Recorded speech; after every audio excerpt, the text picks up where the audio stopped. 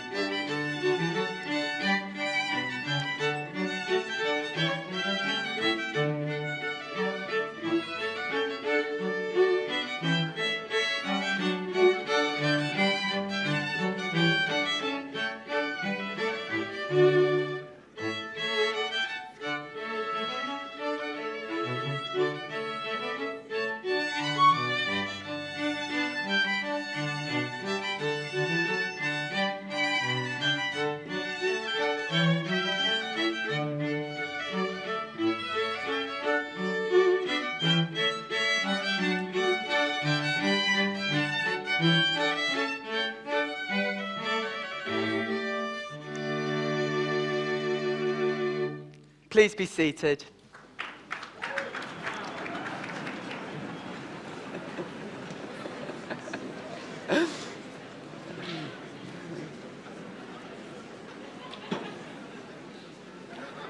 The Chancellor, Lord Phillips of Sudbury, will now open the ceremony and deliver an address.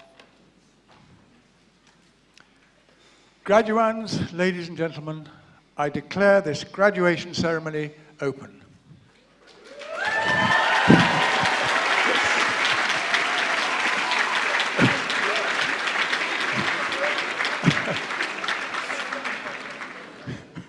Well, we know we've got East 15 here, don't we?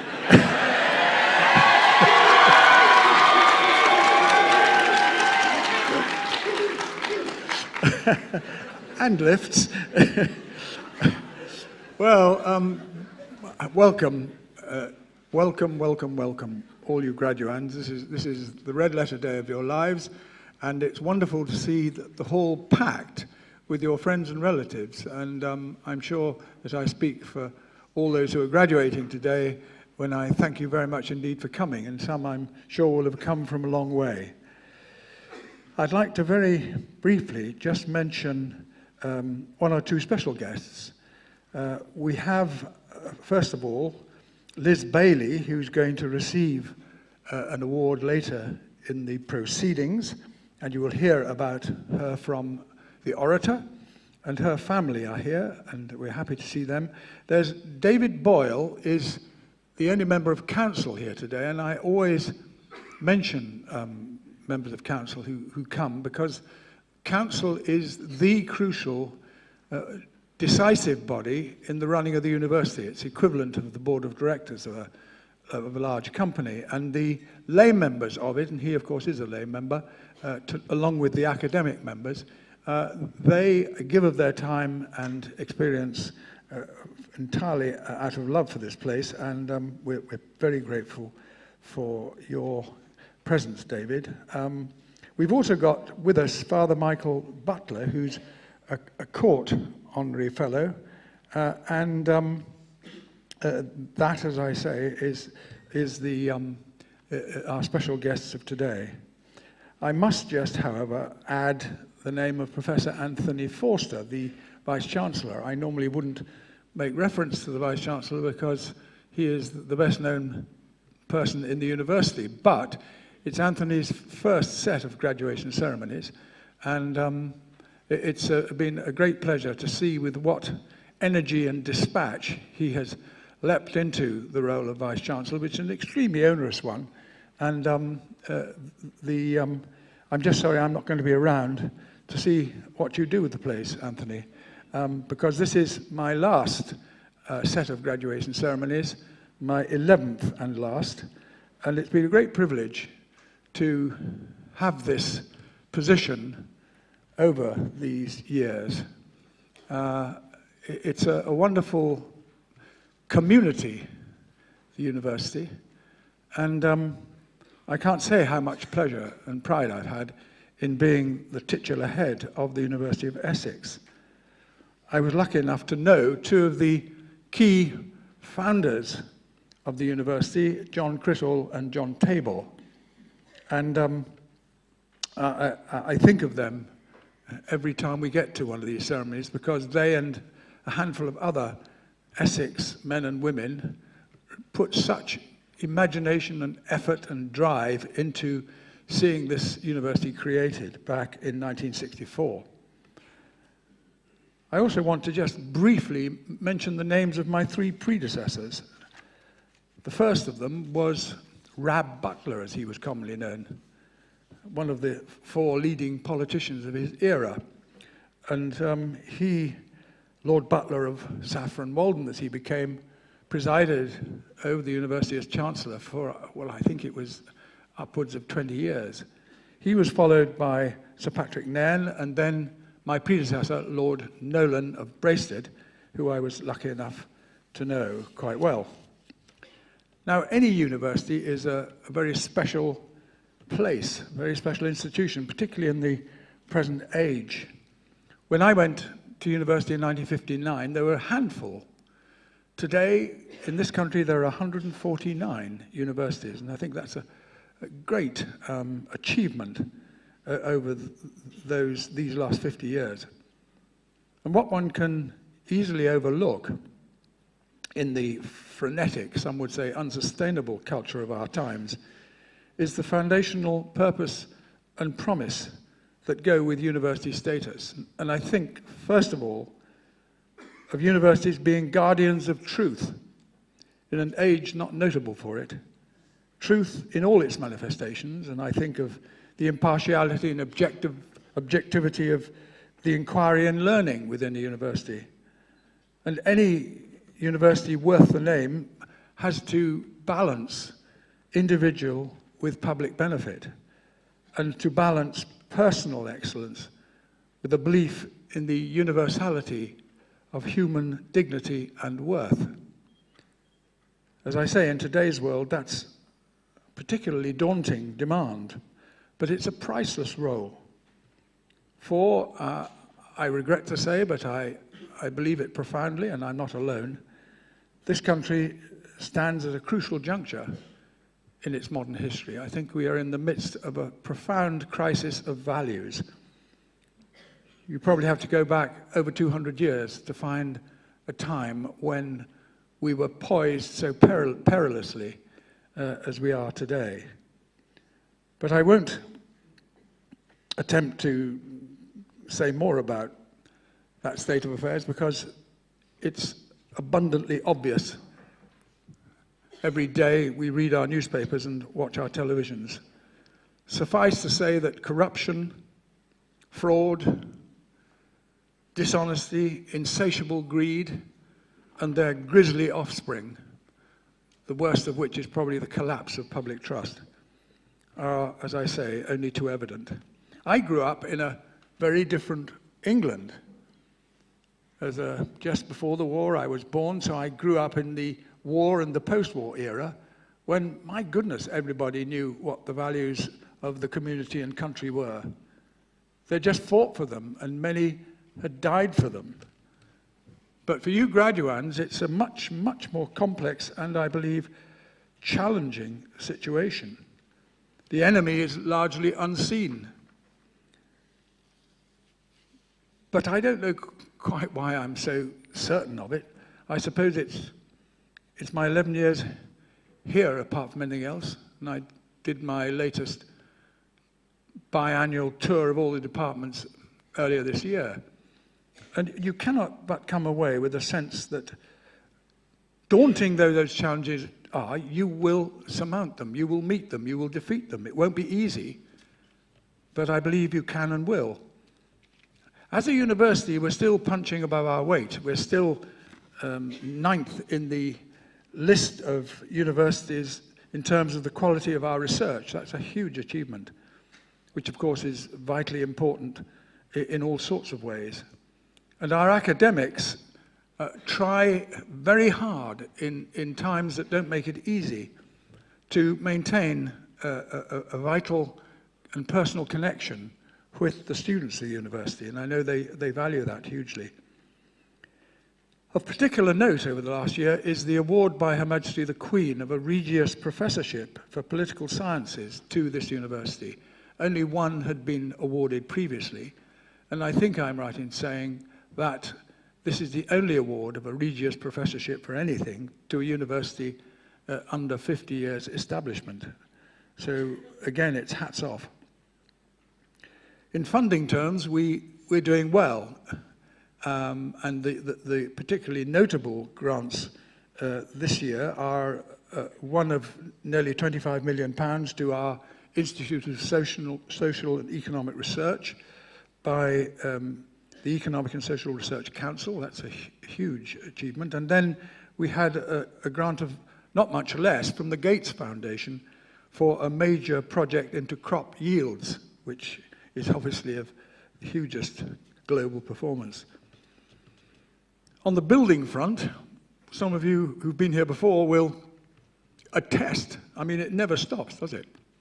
Scaffolding is never down. We've got the extension to the library. We've got in Southend a new forum complex, which is a brilliant partnership with the local council. The business school is being rehoused in a £21 million centre on our Knowledge Gateway Science Business Park, which again has come into activity this year after many years' development, and so it goes on. In terms of subject achievement, and I can't possibly give you an exhaustive list, I'm picking points of light out of a very encouraging selection, but I will just mention that there are more and more rankings these days, world, national, and so on. I'm not sure I'm entirely happy with them, but they're there, and one has to take note of them, and we do so well in them, because 7 of our subjects are ranked in the top world elite universities. And within the United Kingdom, we are ranked 17th for student satisfaction, and then the Times rankings of universities worldwide, established within the last 50 years, puts us in 29th position, which, if you think about it, is pretty brilliant. I'll say a word about the Essex Students' Union, to which all of you, of course, belong, or did belong, and one of only 3 in the UK that won a gold award for investors in people, and which was better than that in the top 10 of the Which list for social life. Well, we know that, don't we?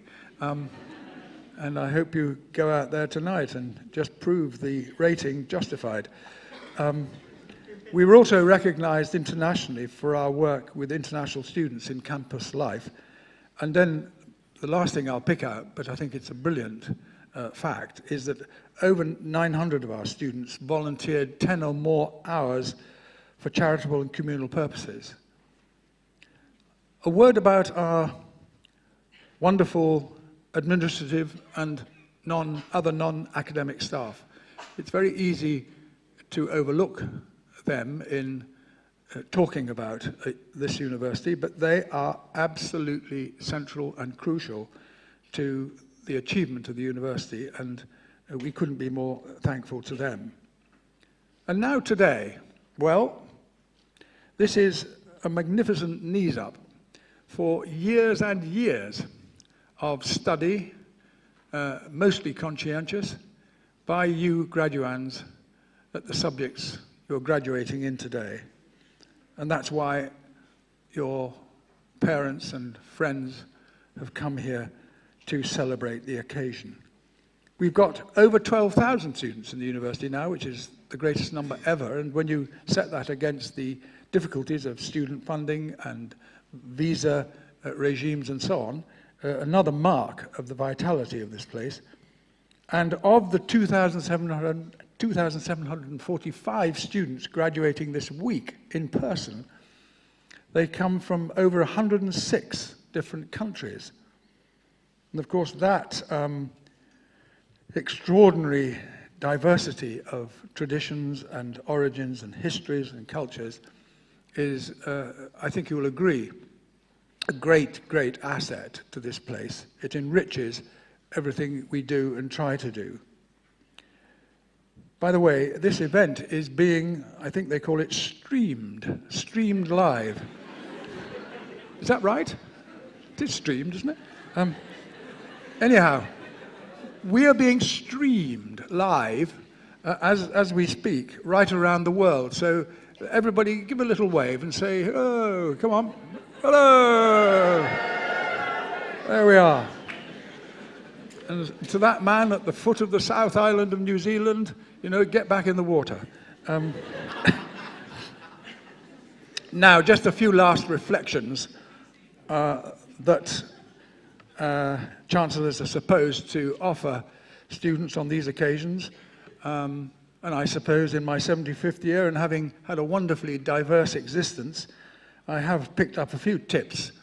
And I'll just throw you a couple. I mean, I think the first thing that comes back to me again and again and again at these ceremonies is the issue of values, and I've already mentioned it. And it would be ludicrous for me to suggest your values to you, but what I can do is say that unless you have really developed your own system of your own values to the point where it can sustain you in the challenges you will face the day you start work, in addition to the ones that you have already, unless you've developed your set of values and your commitment to them, by then you will suffer, and the world will suffer.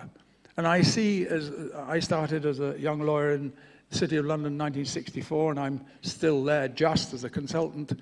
And believe me, what the modern world can do to good individuals is not just a sobering, I sometimes think it's a terrifying thought. And unless you really know what you stand for, what you will not allow yourself to do, what really matters to you, what you will go to the stake for, please try and develop your thinking over the next few months. because you will be up against it, I promise you, in a way that you've never been before. And I've seen far too many disappointed people who haven't, firstly, thought through what they really stand for, and secondly, been able to resist the pressures when they come. And the most pathetic sight of all, believe you me, and as I say, I've been in the midst of all this for 50 years, is to see good men and women, somehow have their lives run for them, have their values implanted for them, ending up in that most infantile of conditions, devoting every waking hour to earning money that which they often don't need, at the expense of their hinterland, their relationships, and their fulfillment. It is a form of infantilism. And if you doubt me, well, you'll see for yourself. But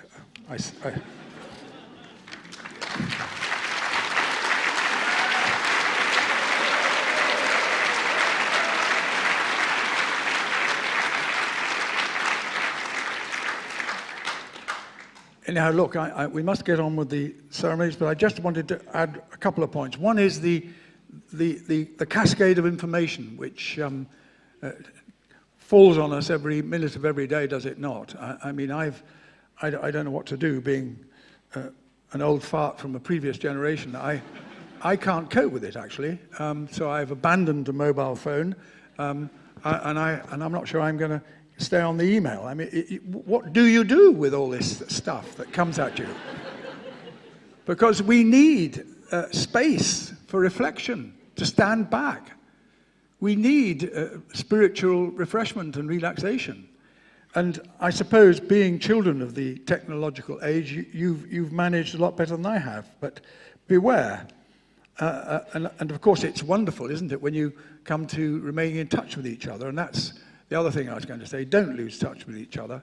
And don't be put off, as so often I think people are. You know, they haven't been in touch with one of their good friends for a few months, and they think, oh my God, you know, she won't want to hear from me now. The irony is that the person you're thinking of is thinking exactly the same thing about you.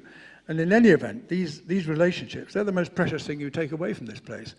They are simply the gold of your experience here. And so you will graduate today into a great army of 70,000 graduates of the University of Essex since it opened its doors back in 1964. And as part of that great family, don't forget that we here, quite apart from your friends, are keen to know what's happened to you. Your teachers and tutors, you don't simply pass out of their lives when you pass through this hall today. And do keep in touch. And maybe if you haven't done so already, go to Square 5 and clock in with the Development and Alumni Relations Office. Forgive me if I've spoken a bit over somberly on what is a day of untrammeled celebration. But, you know, a man has to say what a man has to say. And I've said it. But, but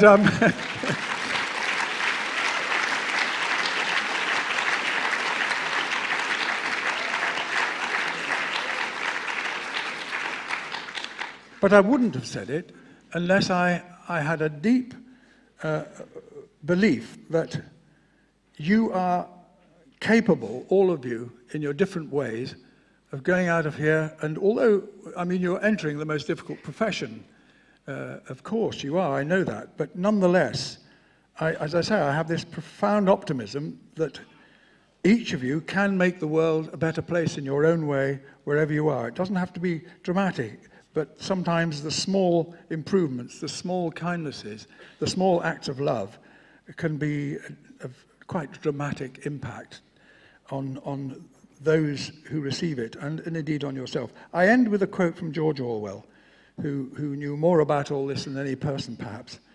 He said this: "Nothing ever stands still. We must add to our heritage or lose it. We must grow greater or grow less." He was right, but I'm right too.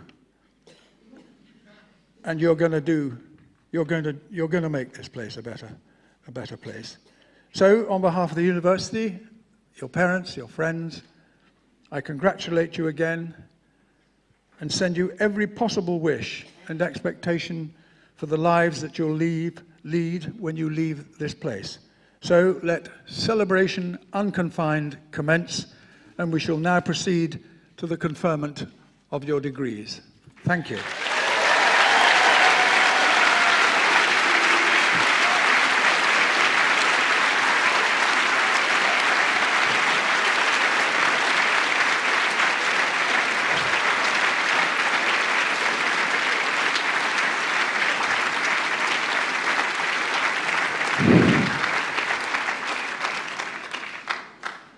I now have to read these words, without which the ceremony doesn't work.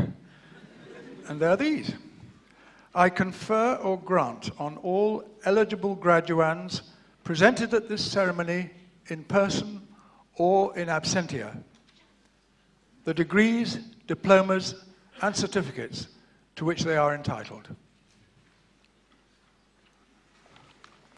Dr. Michael Fry, Deputy Director of East 15 Acting School, will now introduce the school.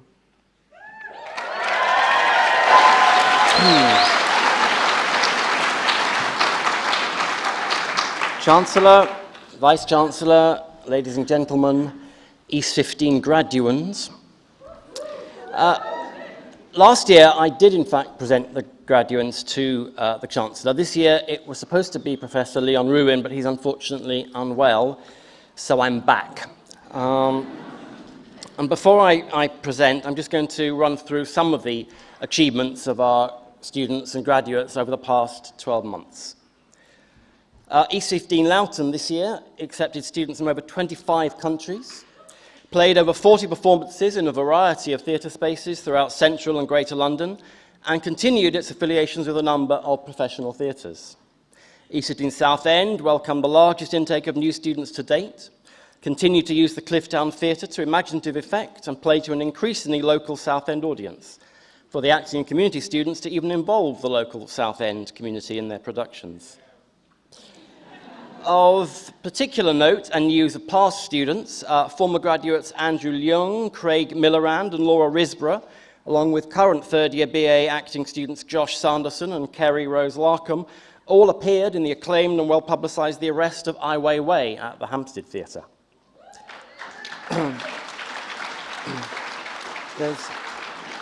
There's a lot more. You might not want to do this every time. Andrew Leung went straight to the Almeida Theatre for a leading part in the premiere of Chimerica after that, with which he'll continue when it transfers to the West End next month. Over the past 3 years, East 15's boasted 5 graduates in the London production of Warhorse, and this year BA acting graduate Lee Armstrong was cast in the leading role of Albert in the National Theatre's touring production of the play. On screen, BA acting and contemporary theatre graduate Wahab Sheikh appeared in the new Danny Boyle film Trance, and joined another East 15 alumnus, Usher Ali, in the Channel 4 film Complicit. 4 2012 acting and contemporary theatre graduates, Jasmine Woodcock-Stewart, Daniela Pasquini, Richard Perryman and Nasi Wutsas, won the Ideas Tap Edinburgh Fund with their company pitch for Where the White Stops. They also won 4 awards for their debut film Emmeline, including the BFI Future Film Festival and the New York International Children's Film Festival. East 15 contributed to the Essex Book Festival in March with its production of a lost play script of Dickens's A Tale of Two Cities, adapted by John Gielgud and Terence Rattigan. Adam Spredry-Meyer, who's the artistic director of the King's Head Theatre in London, directed some of the BA acting students in this world premiere, and he participated in the question and answer session in East 15's Corbett Theatre. And thanks to approval by the 2 estates, there'll now be a commercial production of the play in London in the autumn, including some of East 15's original cast and crew. Partnerships this year have been with the National Theatre, Shakespeare's Globe, and for the 4th year, the Open Air Theatre in Regent's Park, where for another 2 weeks, you can still see 8 of our second-year students and 2 of our former graduates sharing a stage with Jane Asher in Pride and Prejudice, including Leah Brotherhead, who's just been offered the part of Jane Seymour in the Royal Shakespeare Company's forthcoming adaptation of Hilary Mantel's novels. 4 of the students graduating today were prize winners during their second year. Gerald Faulkner was winner of the 2012 Lillian Bayliss Award. Olivia Hurst was winner of the 2012 John Gielgud Bursary. And Sarah Hines and Natalie Wayne were winners of the 2012 Laurence Olivier Bursaries. These are very competitive awards, and to gain 4 of them shows just how well our students are striving in the industry. The Guardian newspaper has recommended 3 companies that emerged from the Acting and Contemporary Theatre course in their pick of the Edinburgh Festival Fringe for 2013. And 2 plays written on the course were published this year: Bitch Boxer by Charlotte Josephine and The Eighth Wave by James Ernest.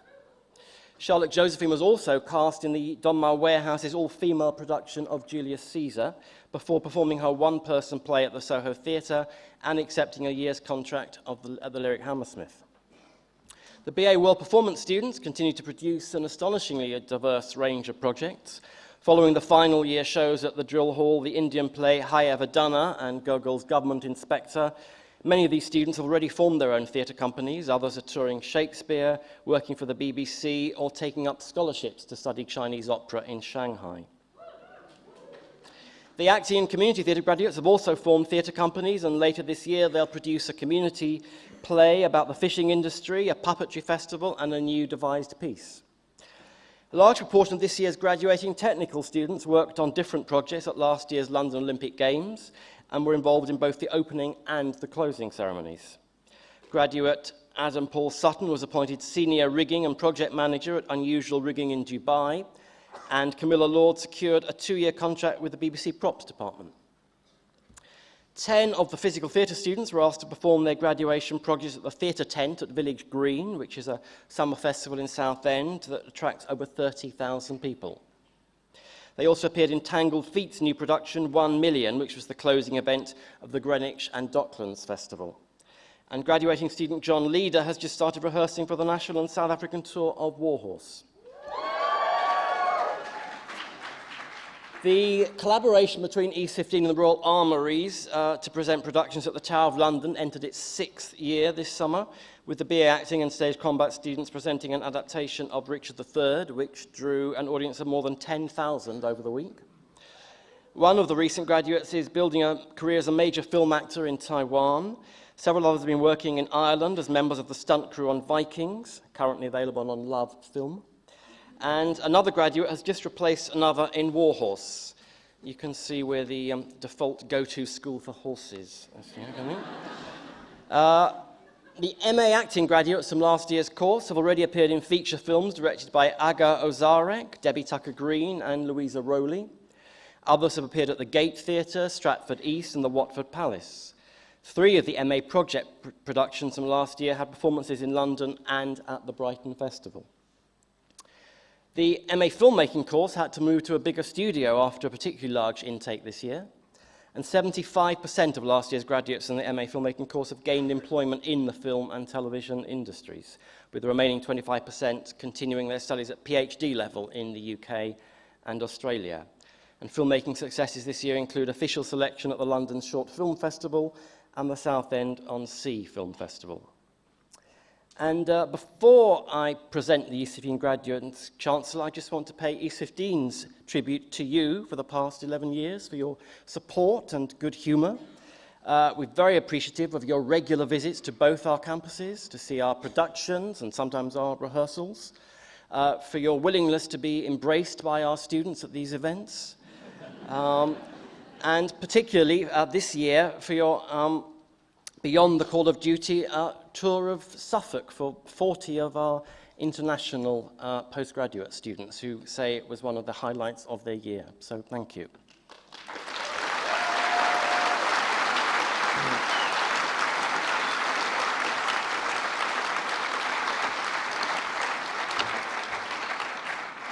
And Chancellor, the following graduates from the East 15 Acting School are present. For the degree of Master of Arts, Jermaine Brown.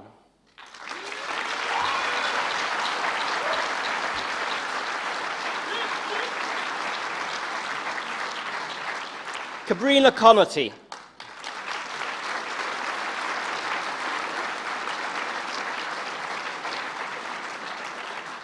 John Alexander Etherington.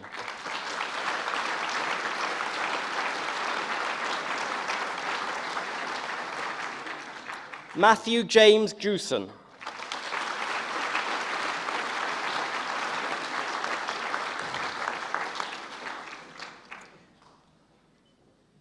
Margaret Ann Kilcoyne.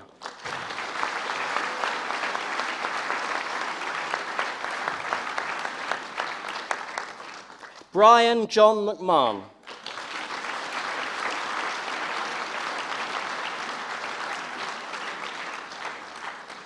Erica Ann Musket.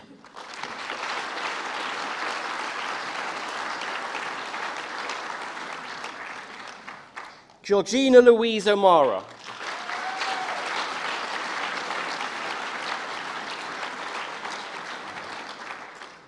Elliot James Smith.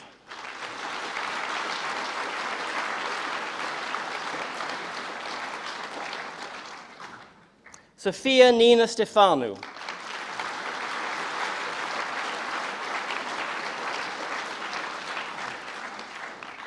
Charlotte Helen Jane Vallis.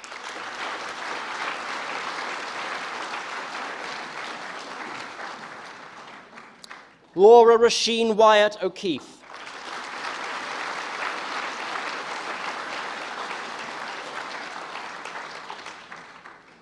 Alice Frick.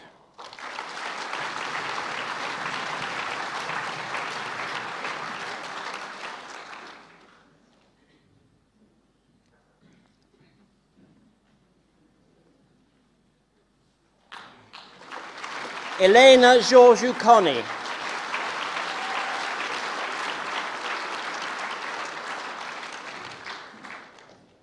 Yanzen Luo.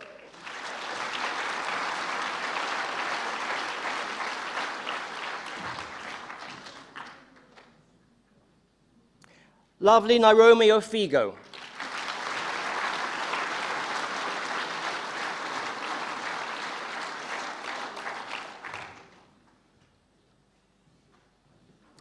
And for the degree of Bachelor of Arts, Sarah Xanthi Bass.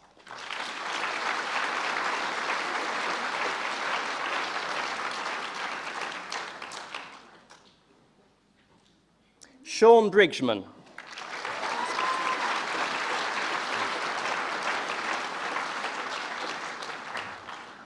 Thomas George Koliandris.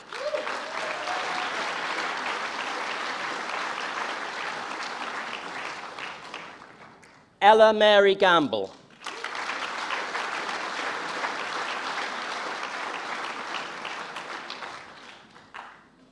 Grace Isolda Marie Grasnak.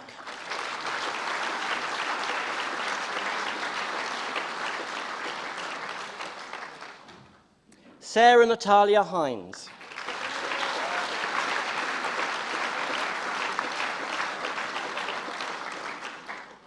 Jonathan Gregory Hopwood.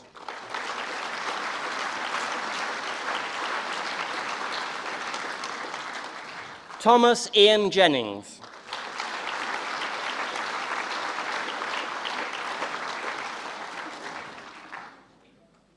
Ryan Kerwin.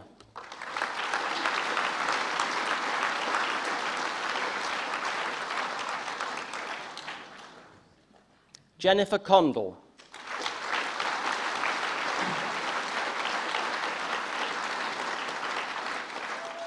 Nadia Lamin.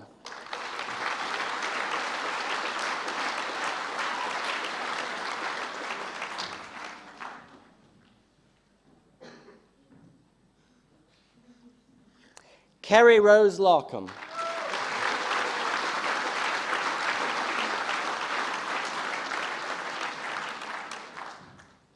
Obiesi Obiora Madungwebunna.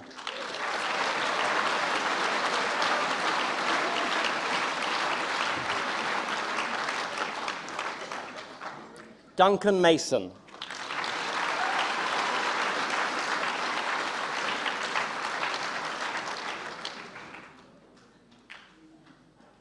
Jodie McGregor.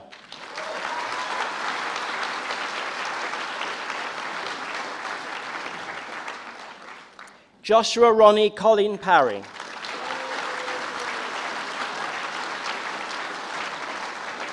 Fard Shaft Seguia.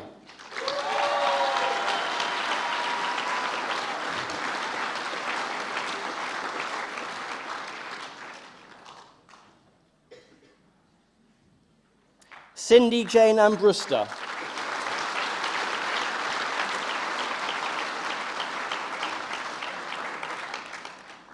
Jonathan Bayfield.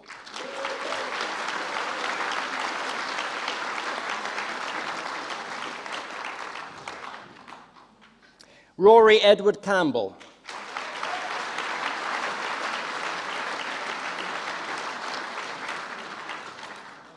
Benjamin Brian Coulter.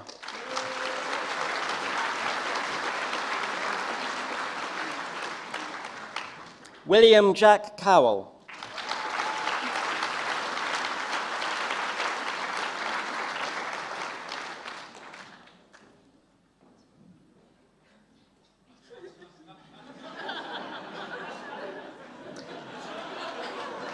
Rihanna Jane Dearden.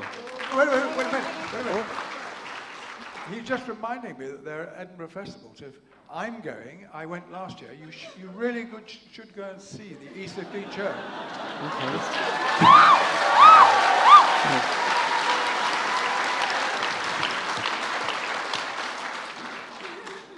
Rihanna Jane Dearden.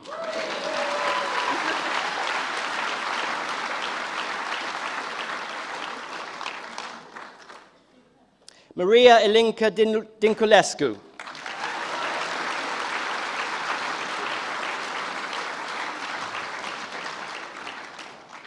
Dominic Garfield.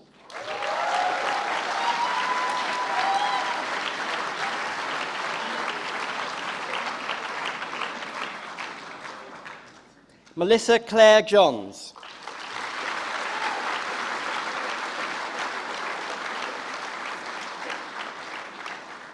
Naomi Sophie McMorran.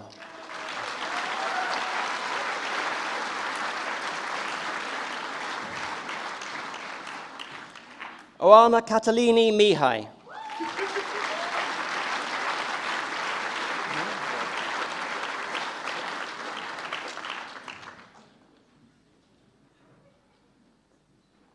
Joseph Luther Phillips.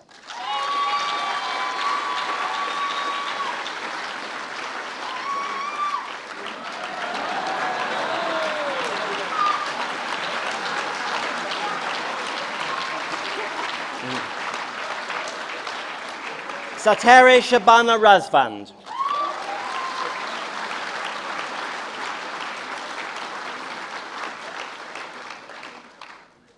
Matthew Francis Wingrave Thomas.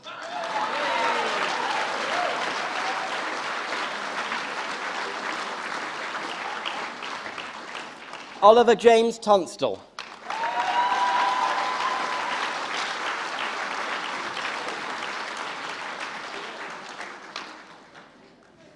Agnes Tockles-Dottir Wild.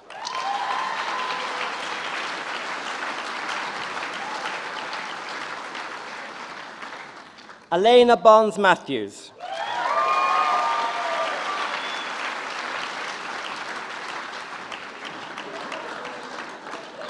Thomas Berry.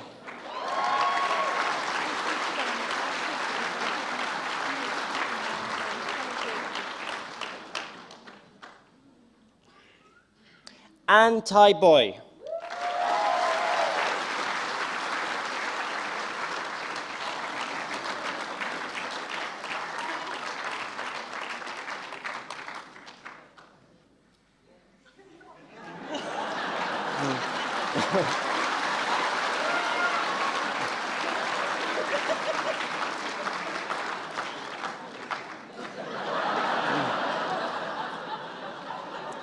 Rio Cormac.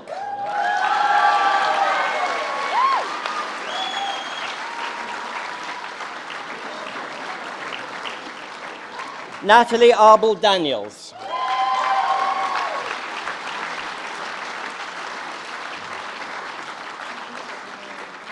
Mark Draper.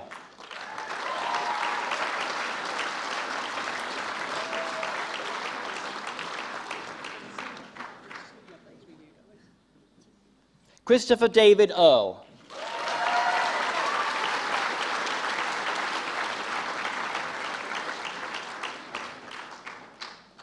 Christina Joanna Forrest.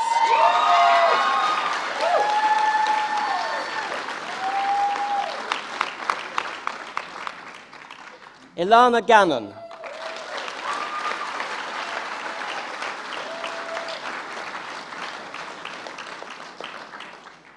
Yannick Ganti.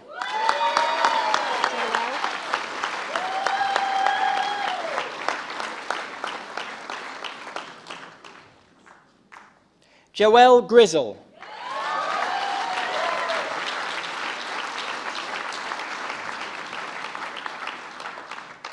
Bo Jeevans-White.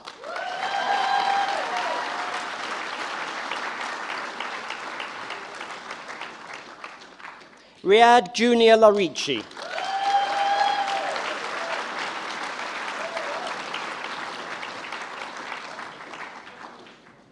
Christine Littler.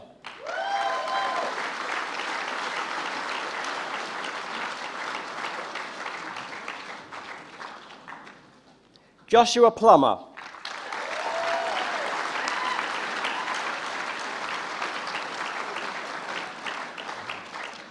Alice Ann Stacey.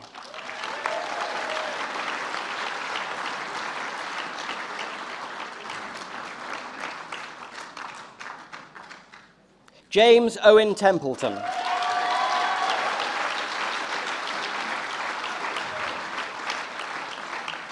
Victoria Brown.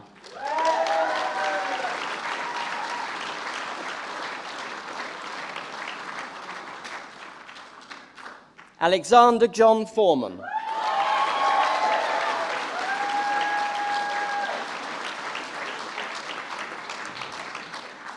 Rachel Harris.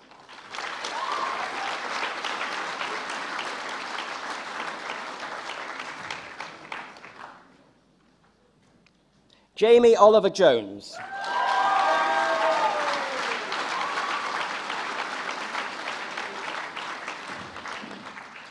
Hannah Rasheen Murphy.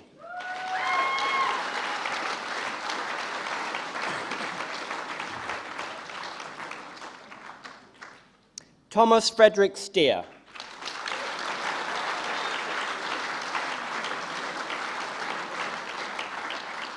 Stuart Williams.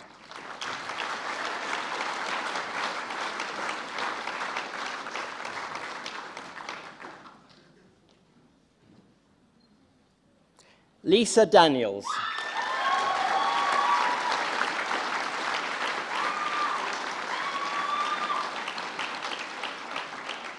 Jimmy Davson.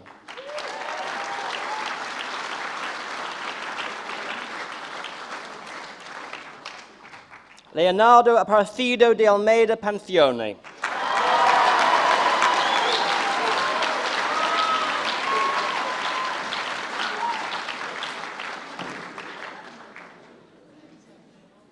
David Delves.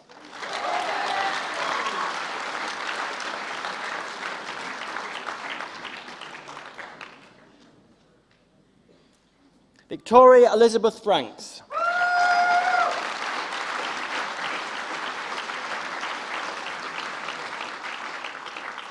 Ariane Hamar Rashid.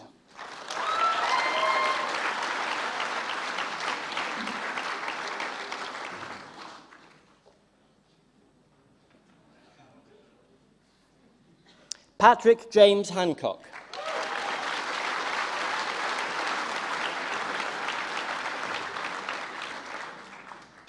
John Leader.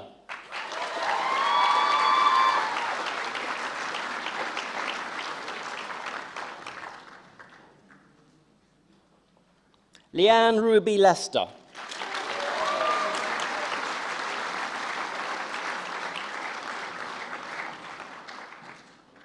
Hannah Warner.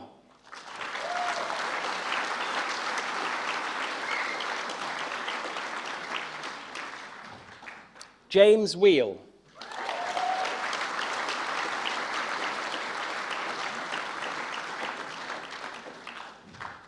Amy Rose Cassell.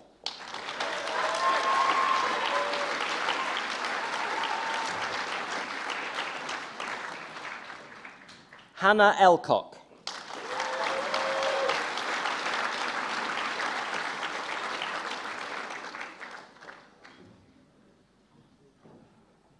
Emma Jane Froud.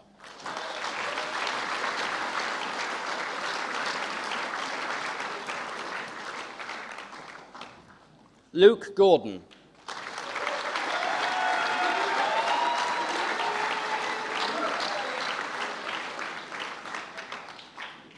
Leah Jane Green.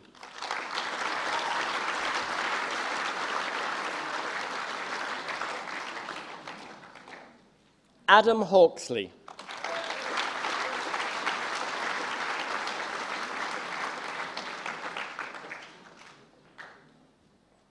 William Leonard Kenny.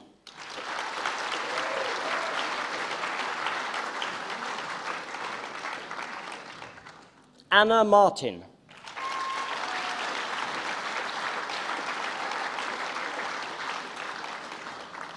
Rachel Simpson.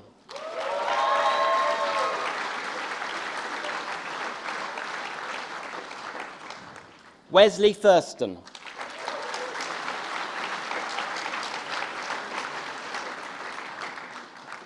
Paul Roy Williams.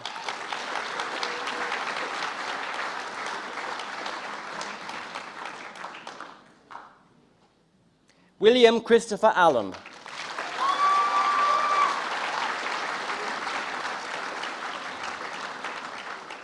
Hannah Louise Baird.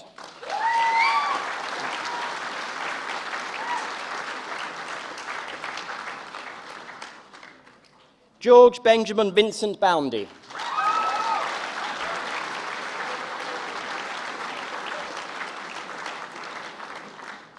Helen Bovey.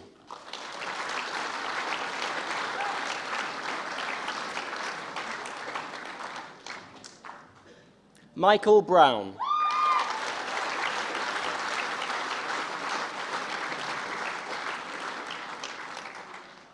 Katrina Bresniak.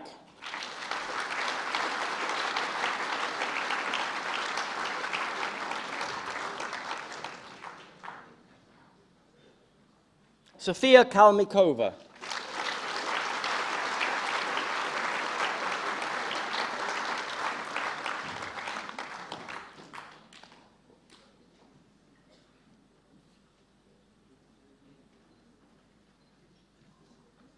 Danny Robert Cook.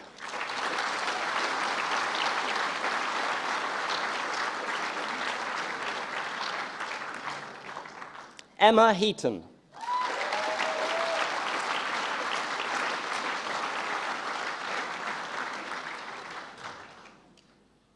Jonathan David Henderson.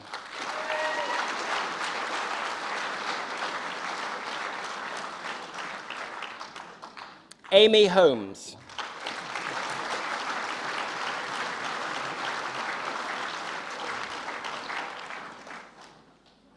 Andrea Lavio.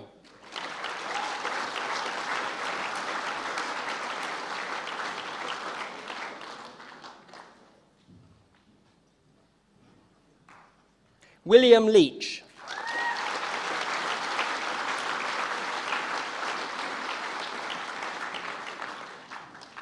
Catherine Marie McCulloch.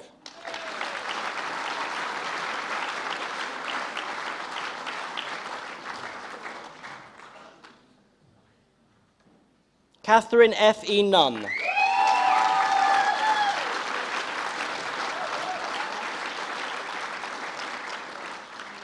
Alice Rose Osmansky.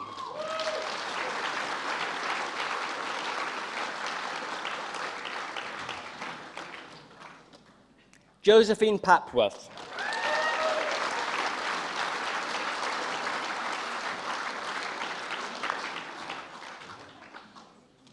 Tanya Perry.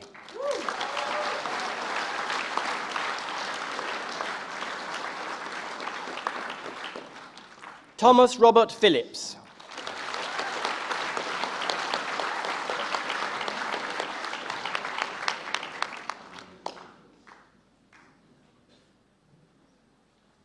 Daniel Luke Pye.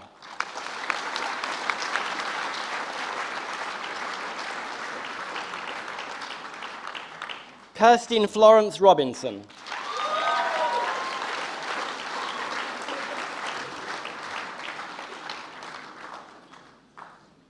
Emily K. Sly.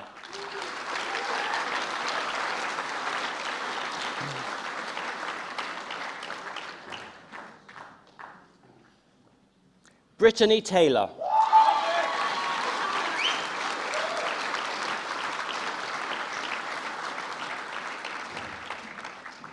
Samuel Toy.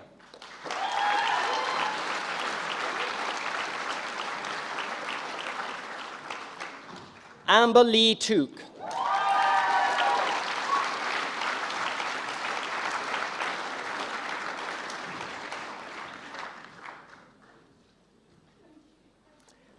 Thomas Tunkin Jones.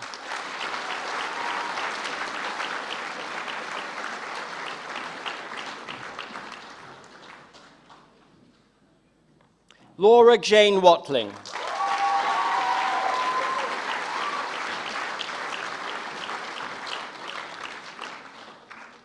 And for the Order Foundation degree of the Arts, Christopher Cassidy.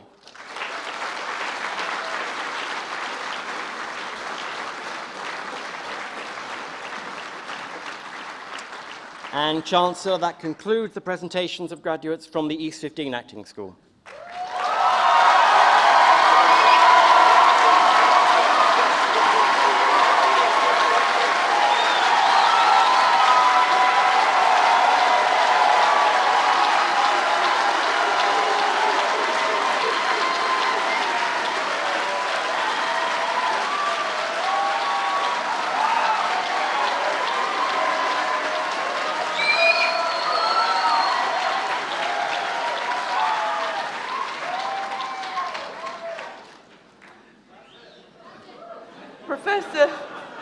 Professor Jonathan Lichtenstein, Head of the Department of Literature, Film and Theatre Studies, will introduce the department and present the graduates to the Chancellor.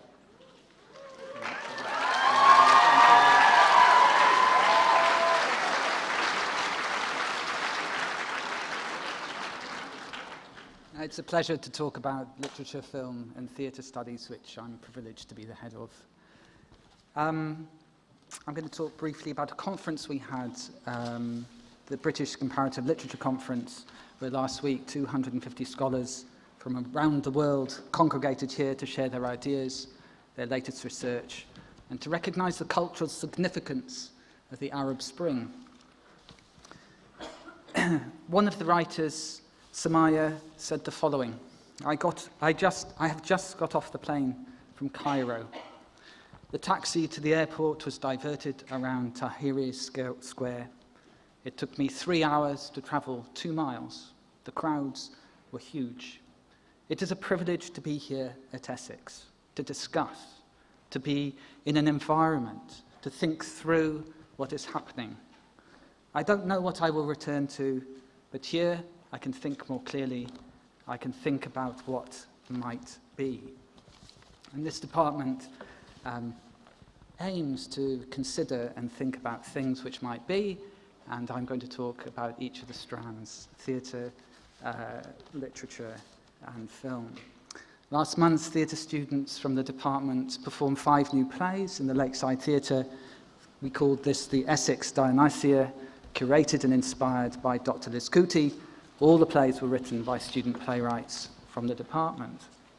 They were performed to the general public, a judging panel, and the producer of the Arcola's Miniaturist Festival, who had been invited to choose a winner, which would in turn be invited to the Arcola Theatre in London. The winning piece, Bran the Fisherman, written by Jack Long and beautifully acted by its cast, performed there last week. And the producer of the festival had only one request: that the standard of work he had seen was so high that next year there should be no winner. All the plays instead should be performed at the Arcola Theatre. Boom, boom.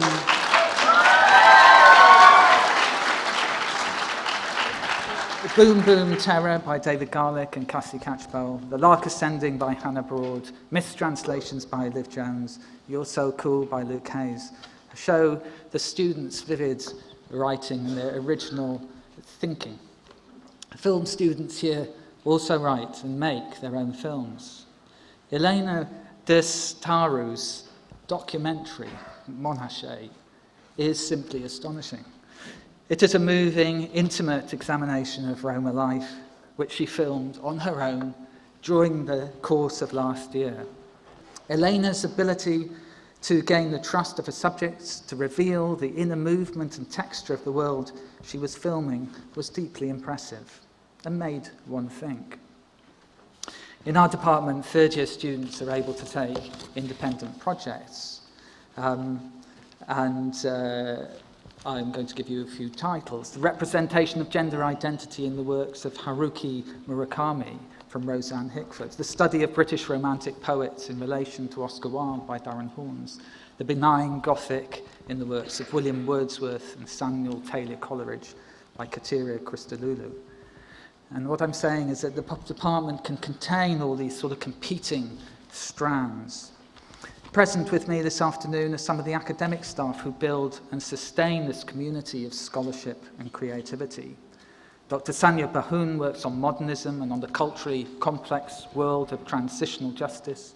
Professor Christina Fumagalli works on the cultural and physical difficulties that exist between Haiti and the Dominican Republic. Dr. Elizabeth Kuti writes plays for Radio 4 at the Finborough Arms at the RADA Festival and has recently been working at the National Theatre.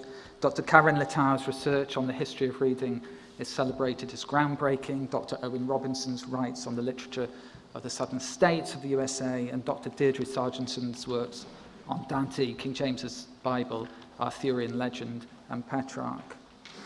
Professor Marina Warner's work continues to receive international acclaim, with not one but two major awards this year. Her book, Stranger Magic, Charmed States and the Arabian Nights, first won the Truman Capote Award for Literary Criticism, and the second, the Sheikh Zayed Prize for Arab Culture.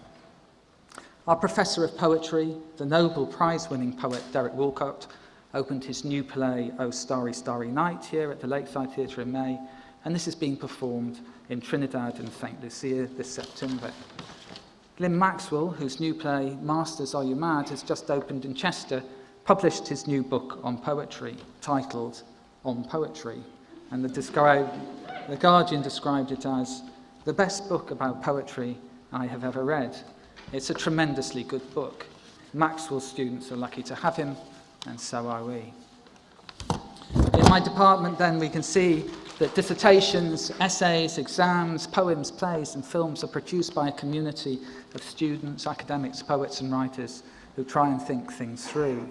The collusion of forms and subject matter produces new, challenging, complex, difficult, but creative thinking, and this chimes with the university's motto, through thought the harder, heart the keener, that thinking about things carefully, seriously, assiduously makes one feel more deeply about these issues, and that there is a link between the heart and the mind. Samaya Ramadan again. I just got off the plane from Cairo. The taxi took me to the airport. I was diverted around Tahrir Square. But here I can think more clearly. I can think about what might be. Graduates of the Department of Literature, Film and Theatre Studies, you have been a vital part of a department that thinks critically and creatively about what might be, and now turns over to you so that you can think about what might be. Thank you.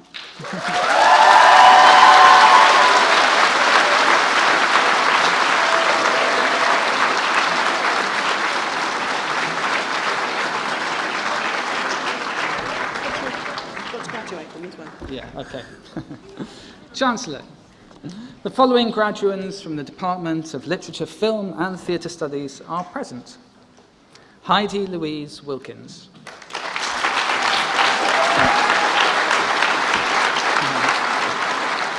Allah Bahu.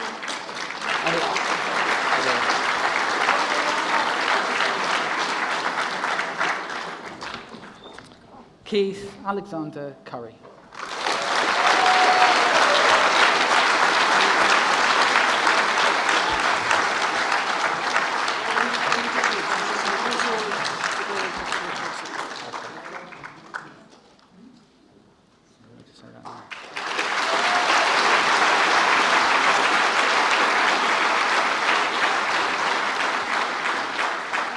I should say that these are for the degree of the Doctor of Philosophy, William John Kingsbury.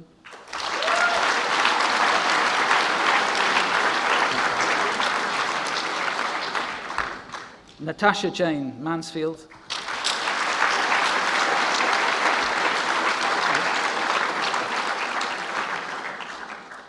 Benjamin William Pestle.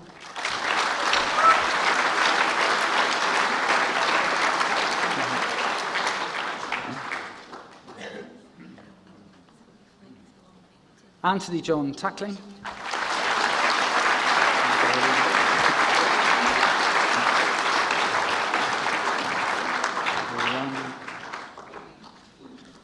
Muram Turkistani.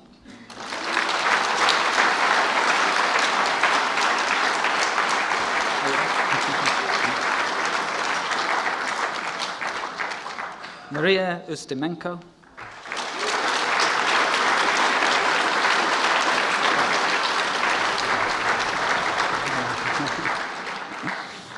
For the degree of the Master of Arts, Abdoulaye Abosan.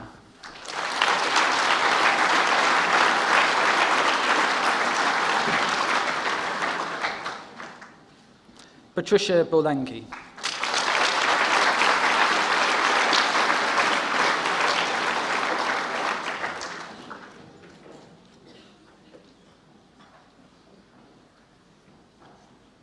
James Alexander Birch.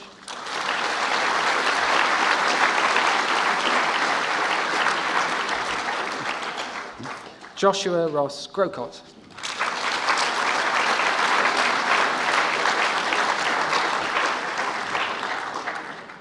And for the recipient of the Francis Barker Memorial Prize, Oliver Edmund King.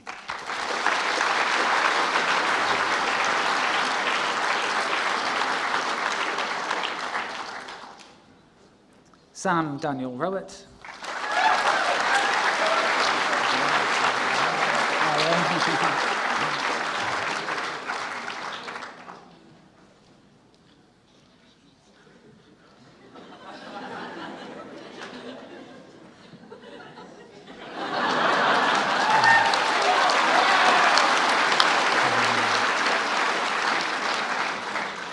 Gabriela Silva Rivera.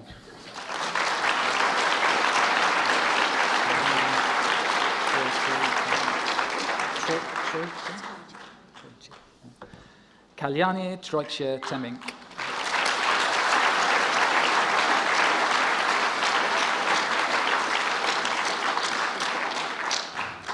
Katrina O'Vredal Beacon.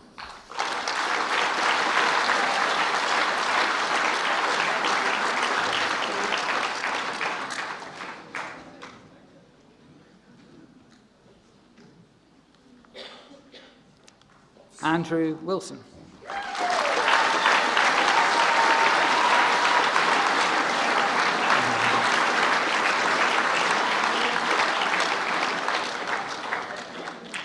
Danielle Marie Rayton.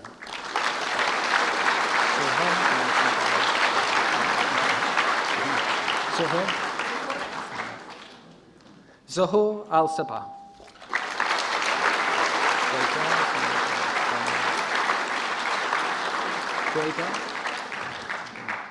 Godel Sonia Dirk Kalui.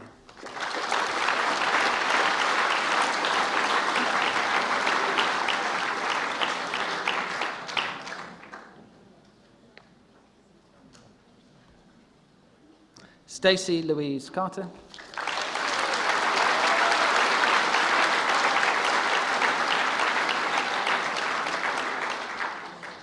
Alexandra Andrea Dascalu.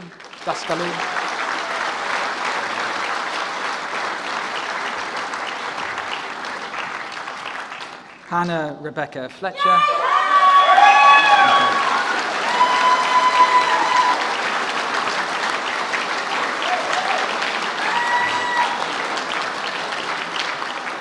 Emma Louise Rachel Raby.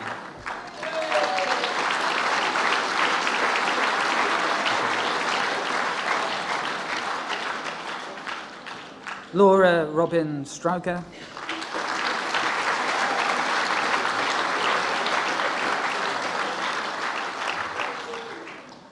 Katrina Rosita Wilson.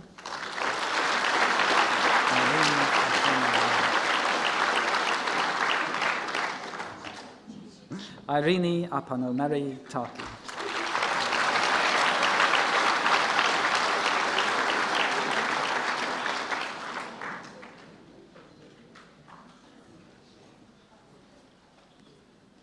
Tabitha Khan.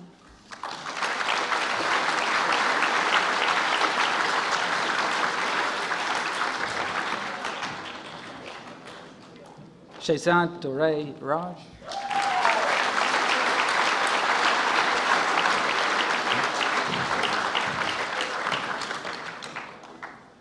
Robert Charles Marshall.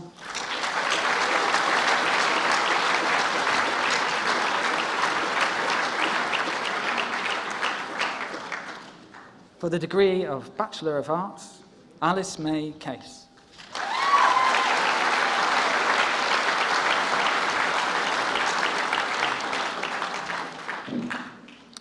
Darren Cotton.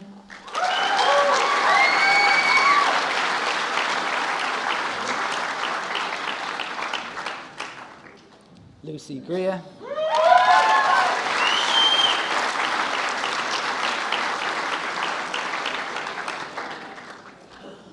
Lily May Hare.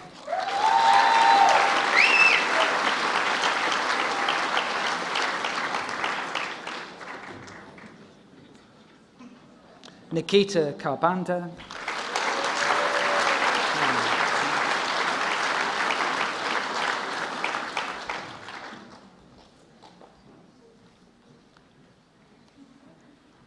Kieran Leah.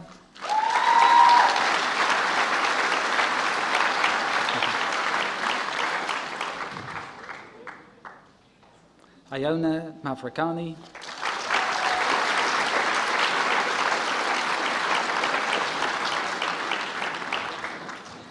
Daniel Passmore.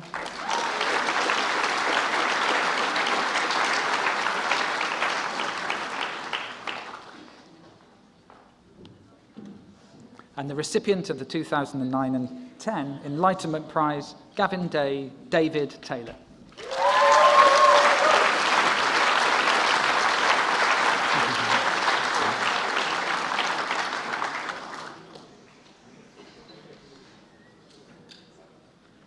Raffaella Americano.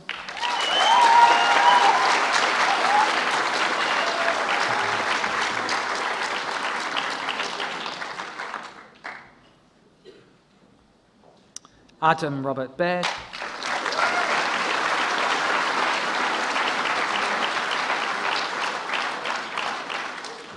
Olivia Rose Berry.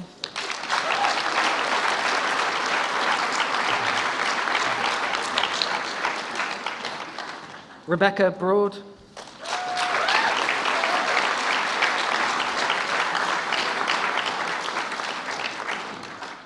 Bobby Stacey Berkey.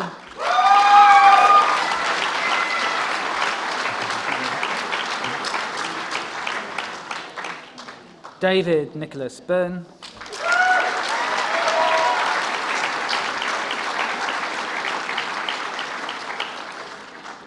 And the recipient of the 2012 and 13 Faculty of Humanities Prize for Best Student, Final Year, Joint Award, Cassandra Catchpole.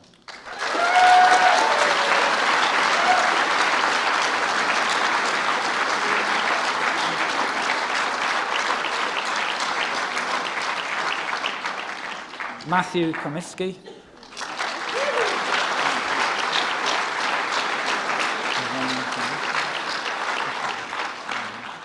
Ivan Comiso.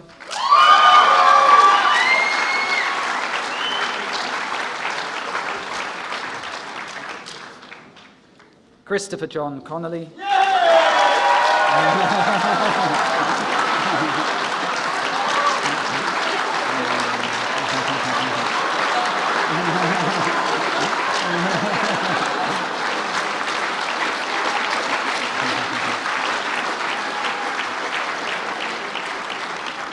Emily Ann Dixon.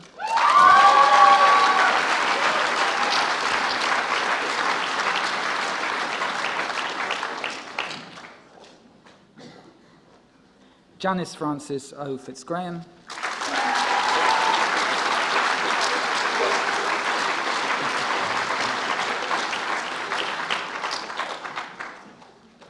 David Garlick.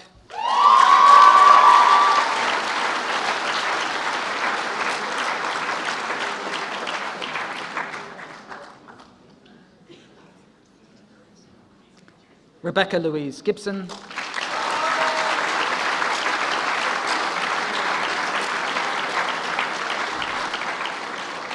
Emily Sarah Isaacson.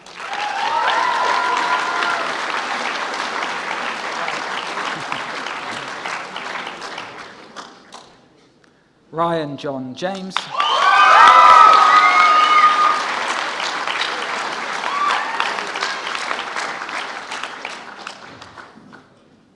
Anuska Sabina Jarrett.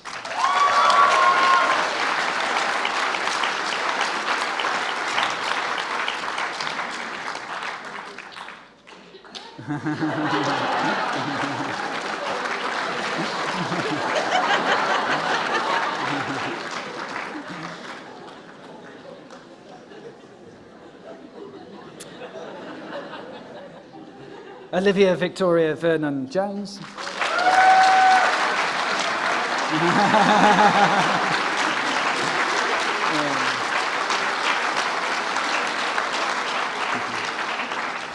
Rebecca McLeod.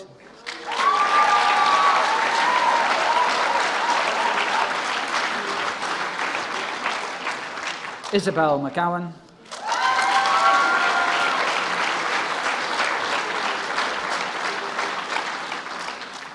Godwin Mensah.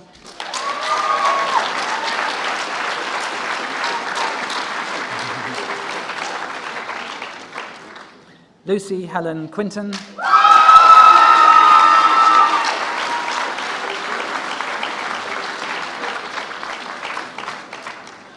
Claire Emma Seelebel.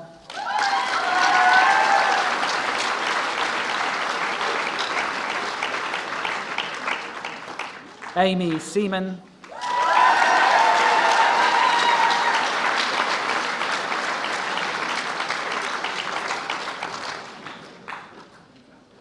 Daniel Joseph Samuel Shambrook.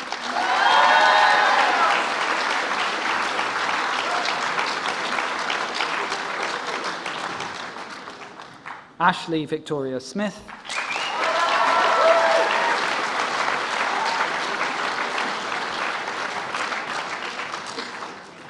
Gemma Lisa Smith.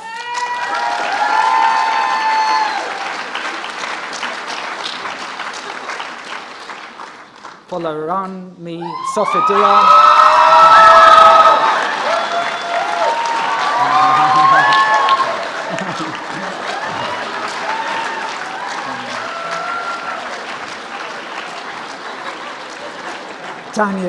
Tanya Tillack.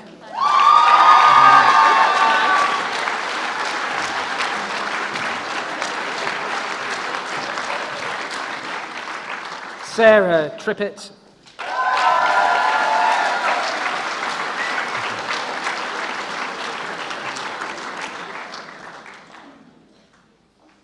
Natalie Leanne Wild.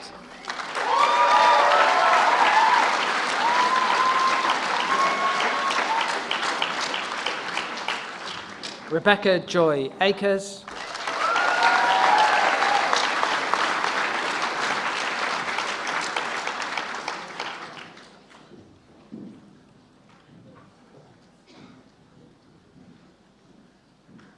Lauren Inez Wills Harris.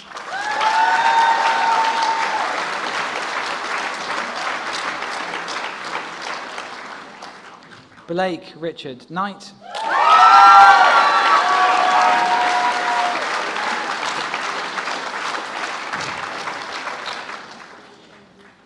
Caitlin Layton.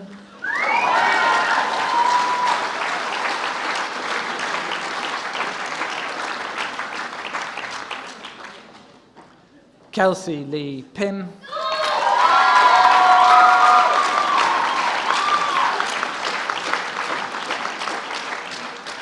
Catherine Mary Reid.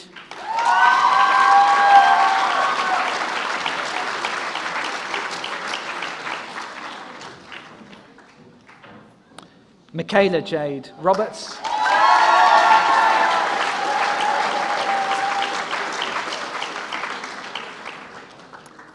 Jade Marie Rogers.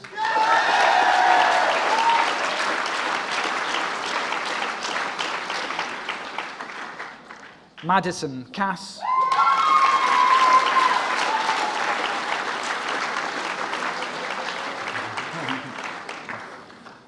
Latisha Lindsay.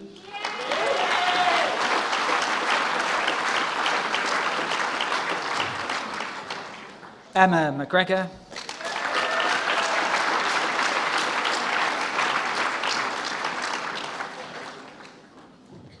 Rebecca Grace McEwen.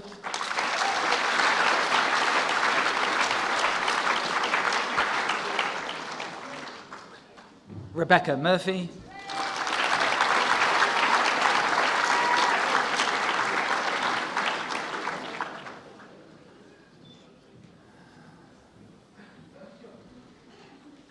Jenny Rose Ahern.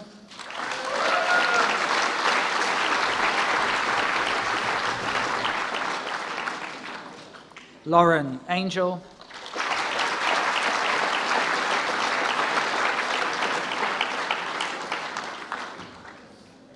Ross Joan Angsioko.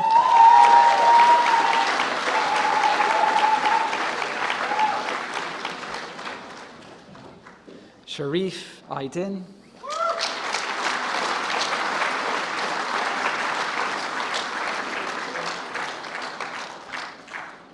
Luciana Barnard.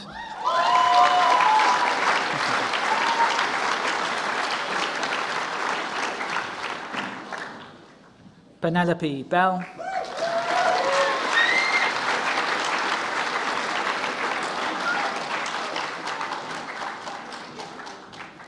Aidan Brahaney.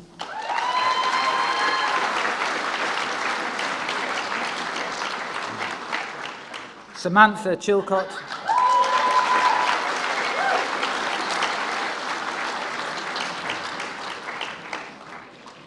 Katerina Christodoulou.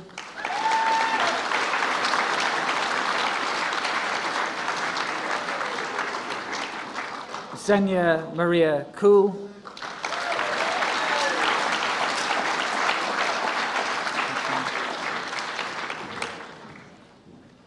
Camila Teresa Cuisson.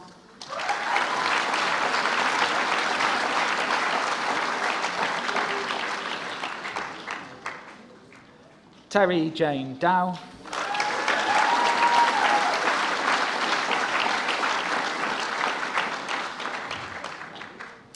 Jack Farrington.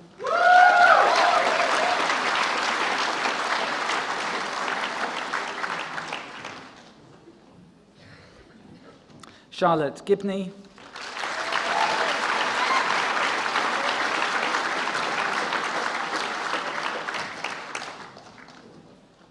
Ingrid Gudavik.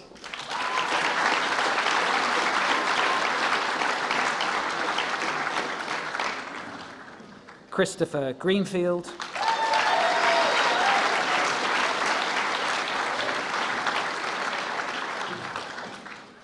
Beth Gudgeon.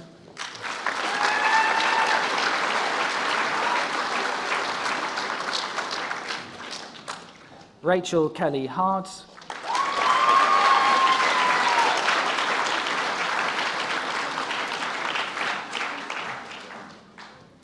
Darren Paul Hawes.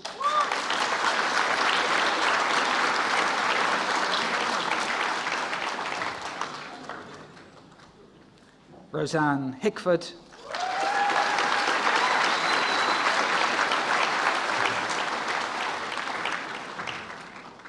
Phoebe Howell.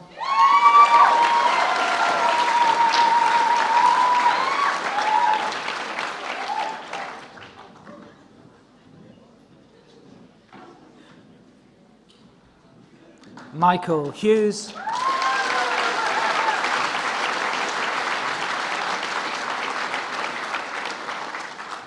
Kivlan Thomas Legate.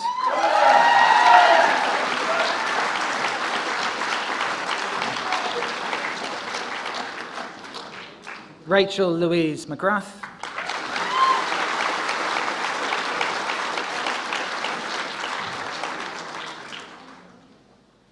Omar Metab.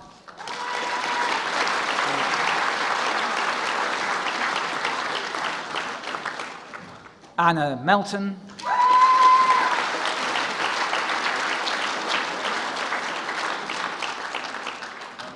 Christopher James Mills.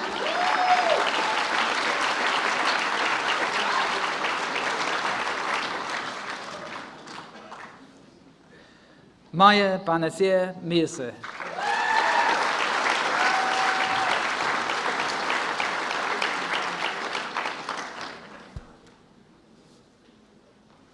Amy Louise Mottershaw.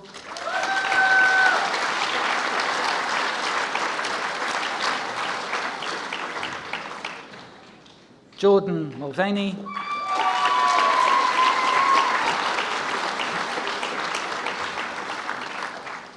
Emma O'Driscoll.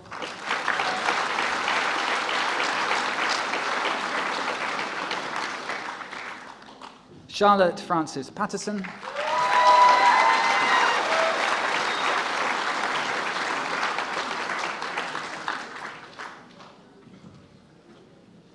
Sophie Pillai.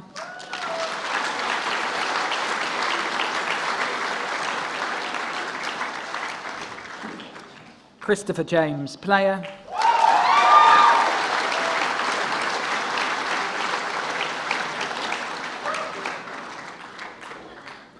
Carla Diana Barbuzo Pinto Quiros.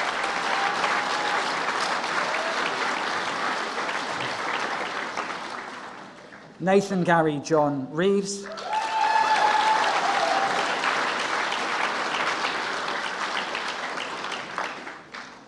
Michael Rolfe.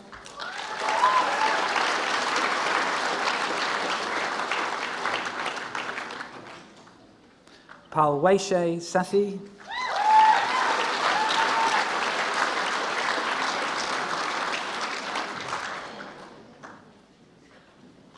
Ellen Jane Spencer.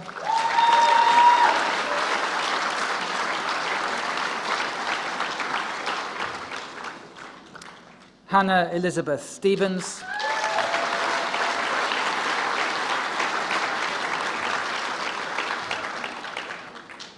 Minu Tate.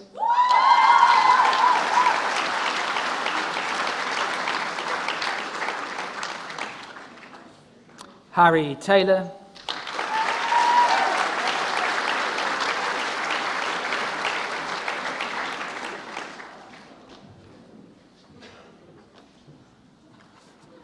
Matthew Peter Taylor.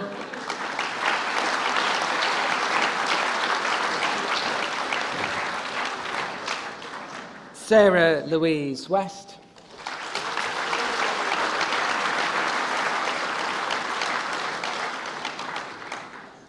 Luke Leonard Williams.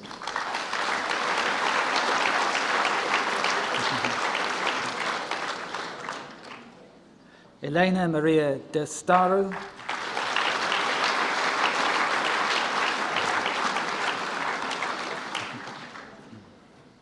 Daniel Hutchinson.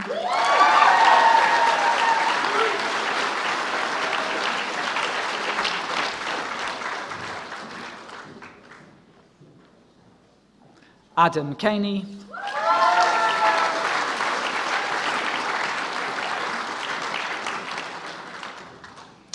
Philip Benjamin Casson.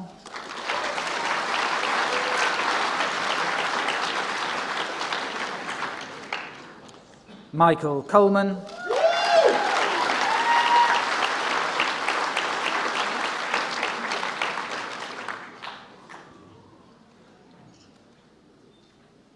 Denis Caboose.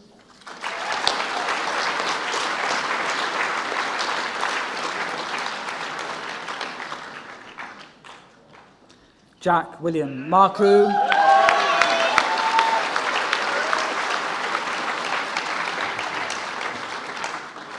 Benjamin Milan Vega.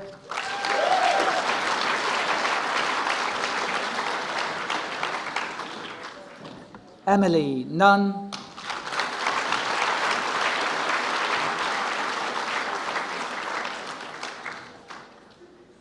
Leanne K. Prentice.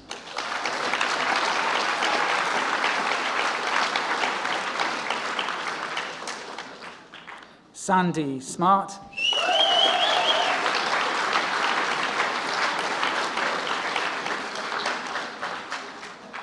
Bethany Jane Steele.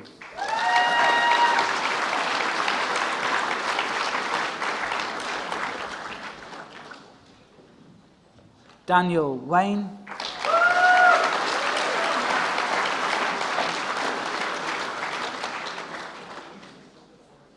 Helen Pamela Bloomfield.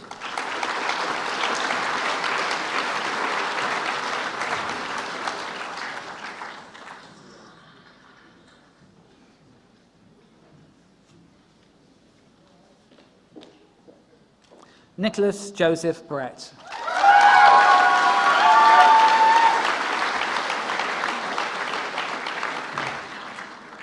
Mary Louise Downey.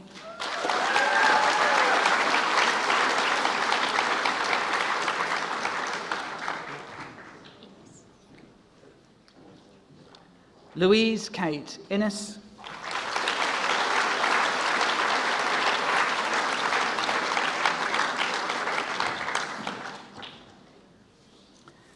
This student has the University of the Third Age Literature Prize for the top second-year student, and she also has the Faculty of Humanities Prize for the Best Literature Final Year Student Joint Award. Ionica Georgina Patry.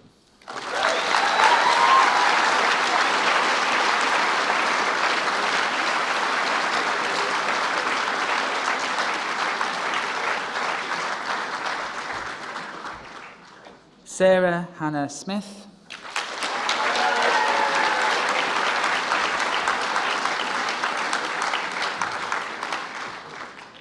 Aaron Willis.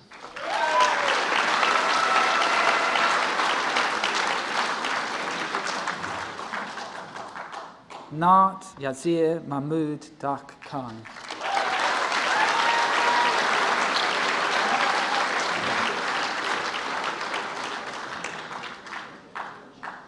Adonia Willings.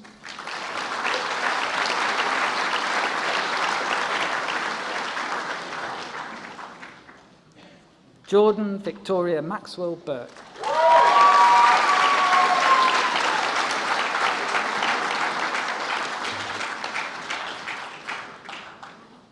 Pavandeep Lote.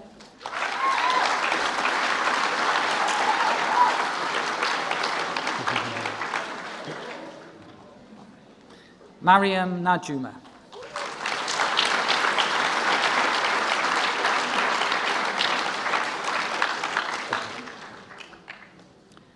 Alexandra Vasilieva Stankova.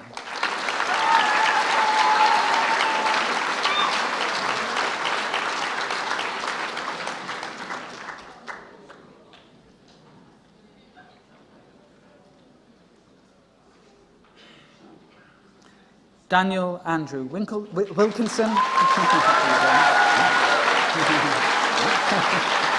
I nearly did it. Chancellor, that concludes the presentation of graduands from the Department of Literature, Film and Theatre Studies.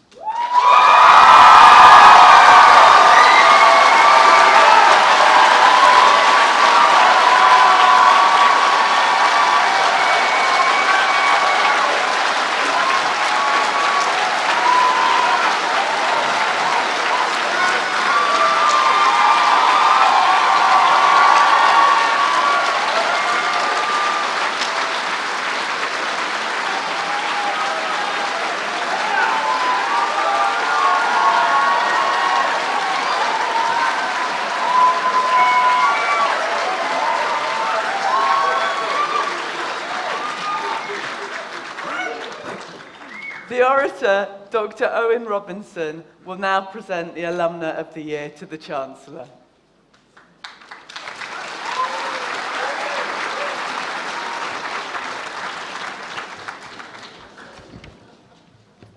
Chancellor, on behalf of the University of Essex, the Alumna of the Year Award is presented to Elizabeth Bailey.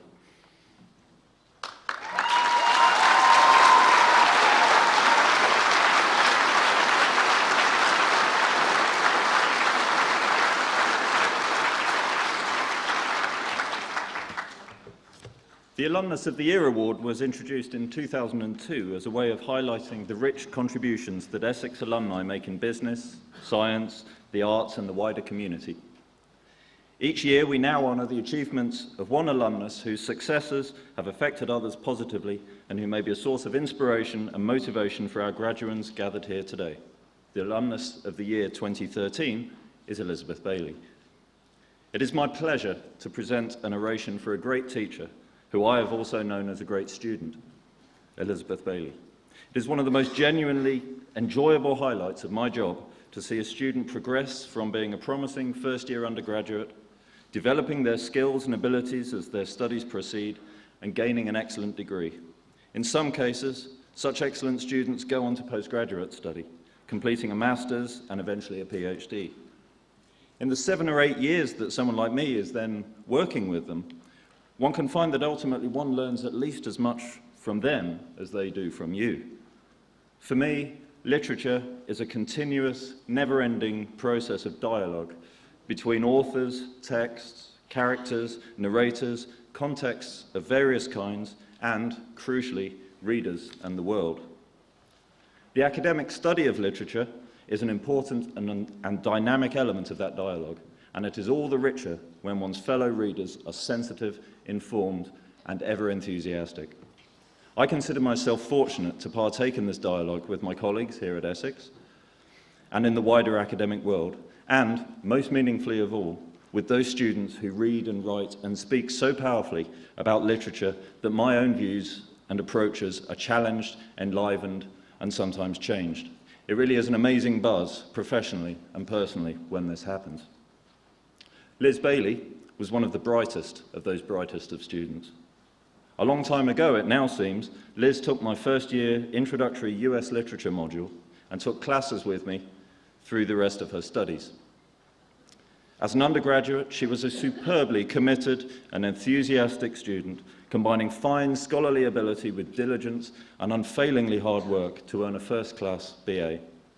As an MA and then PhD student, she developed this tremendous skill and aptitude even further, producing an outstanding PhD thesis on the work of Toni Morrison that is at least the equal of anything I've read on that complex writer. Throughout her studies, at every stage, she was always a lively, friendly, funny, and at times splendidly irreverent member of the university community. It was during her PhD years that Liz's exceptional promise as a teacher also became clear. As a graduate teaching assistant in the Department of Literature, Film and Theatre Studies, she did quite phenomenal work. Teaching on some of the same modules that she had taken with me several years earlier, as well as others, Liz was an extraordinarily committed and effective university teacher. Hugely and rightly popular with her students, much valued by her postgraduate peers, and very highly thought of by the department, she brought to teaching all those qualities of superb reading, diligent research, and clear, eloquent, and, yes, irreverent communication that I had seen in her as a student. Several cohorts of our students were fortunate to gain incalculably from her teaching. From individual testimony and from my own knowledge of her work, Liz did quite genuinely change the lives of some students, as only a great teacher can, and all her students should consider themselves fortunate to have been taught by her. And now, in the wider world that I'm told exists outside academia, Liz is continuing to change the lives of young people, to help them realize their potential, to express themselves, to have belief in their abilities and their scope for making the most of their lives and for making real, tangible differences to the world around them and at large. Since completing her doctoral studies, Liz has gone on to work at Clacton County High School and is already proving to be one of the outstanding secondary school teachers of her generation. And this is no mere idle claim by her former PhD supervisor. Earlier this year, Liz won the award for Outstanding New Teacher of the Year for the Eastern region, then going on to win the national finals of the award. A rich testament to her already phenomenal achievements in her career, as recognised by her colleagues and her students. Recently, Liz very kindly invited me to give a guest lecture on The Great Gatsby to her A-level students. And it was clear to me just from that brief couple of hours just how good a school teacher she really is. All those qualities I had seen when she taught here at the university were very much in evidence, now complemented by the particular skills needed to bring out the best in teenagers. The rapport she had with her students was a joy to see, and those students were clearly aware of what a good teacher they have. These are challenging times for everyone involved in education.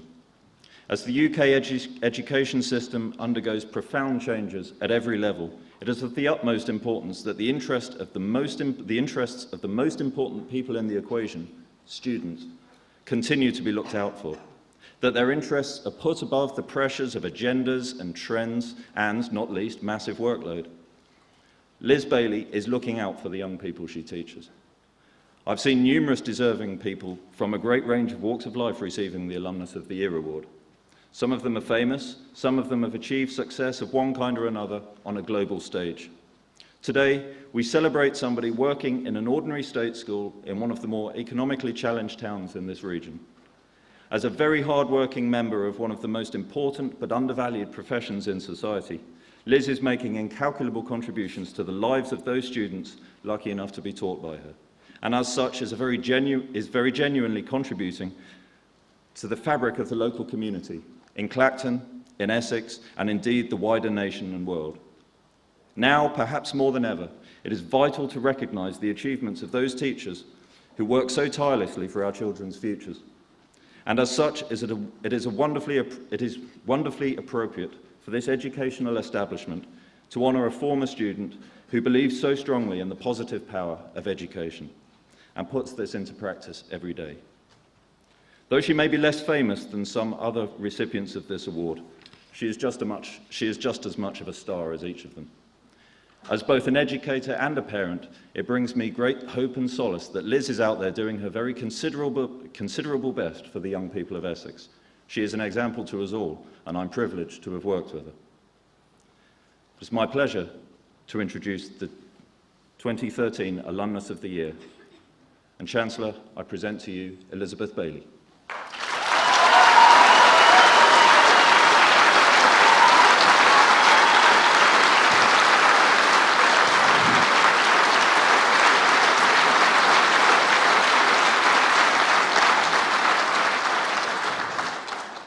Elizabeth Bailey, it's my pleasure and privilege to present to you the award of Alumna of the Year. Congratulations.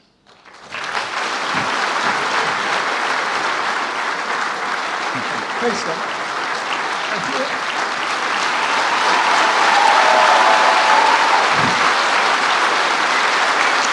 Stay there.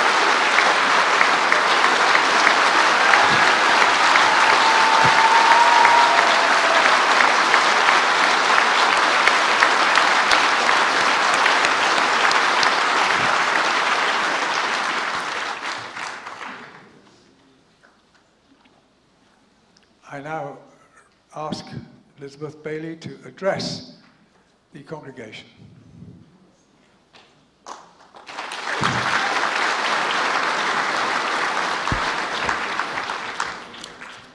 Thank you. I feel honoured to be here today to talk to you on what is a really important and special day in the life of you and all of your families. Before I start, what an amazing set of shoes I've seen walk past me as I'm sitting there. I've had the best education I could possibly have had in footwear in the last 2 hours, and I'm slightly embarrassed by mine that I've got on now, so thank you. Aside from worrying on my own graduation day whether my hair looked ridiculous under my hat and wishing, in actual fact, that I had worn flat shoes, I remember wondering whether everything would be different from that point on. Whether if somehow I would automatically lose my desire to be a student when I took my gown off at the end of the day. That desire to want to learn and to be surrounded by learning. Actually, I've realised that that feeling never ever leaves you. And that's why I'm sure you guys will have a lifelong affinity with this university. For me, that desire to carry on learning, to be surrounded by learners, went beyond my reluctance to leave this amazing environment with its lakes, libraries, and I think they're still there, giant student union bar jacket potatoes. It was the foundation of my future career. When I left here to embark upon teacher training, I wasn't, in all honesty, sure that it was what I wanted. My understanding of being a secondary school teacher was based entirely upon my childhood reading of Mallory Towers by Enid Blyton and the hours that I'd spent watching Waterloo Road in my bedroom at home. So, as you can imagine, I wasn't entirely sold on the idea. What I did know, however, was that I'd loved my time teaching here at the university, that I wanted to continue in my subject area of literature, and I wanted to make a real difference to the lives of at least a small group of people. Nothing could have prepared me for my first day at County High. The buzz in the corridors and classrooms, the excitement for learning that the pupils communicate to you as they walk into the room, the dedication of all the staff, and the often wacky conversations that you'll have in any given hour. There are not many jobs in which you can be discussing the intricacies of Emily Dickinson's poetry on one hand, and then be debating which member of the Spice Girls you think are the most like you on the next. And it's that which keeps my passion for teaching alive. The way in which, whilst you might never know what's around the corner, you know that it will be exciting and it will be worthwhile. That it was always worth the extra work, the late nights, and the realisation that you have just eaten 15 Whisper bars in 1 week. As you leave here to embark upon your careers today, it's those qualities that I suggest that you seek out in your own career path, that you find something which makes you feel like you're making a difference, whatever form that difference may take. And whilst I don't advocate that you all go into teaching, I do urge you to do something which challenges you, which makes you feel brave and creative, and which leaves you looking forward to the next day. And most importantly, don't turn your back on opportunities because you think they are not you. Had I done that, I would never have entered the profession, particularly after all those Waterloo Road episodes. So on that note, good luck to you all, graduates, today. Hope you enjoy the rest of your evening, and congratulations.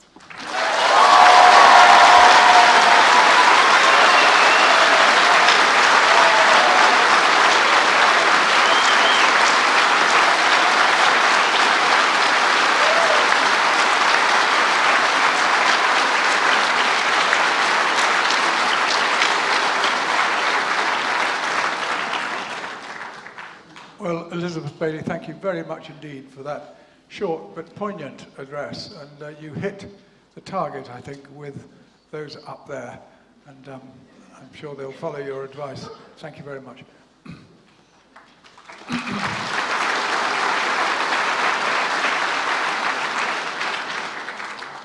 The Vice-Chancellor, Professor Anthony Forster, will now address the graduates.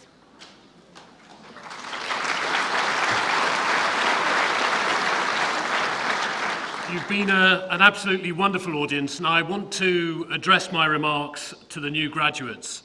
You are Essex graduates for the rest of your life, and we want you to keep in touch with us and be wonderful ambassadors for the university, and to go out from here, as the Chancellor has said, and make the world a better place.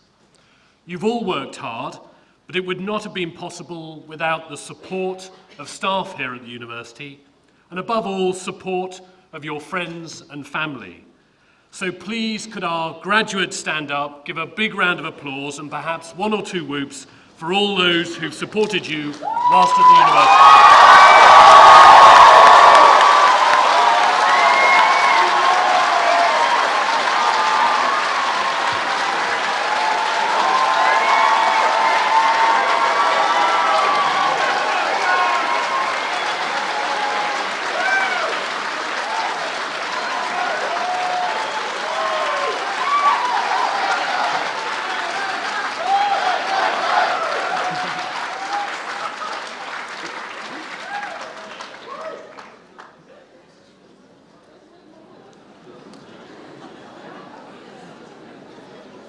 The ceremony is going to end very shortly.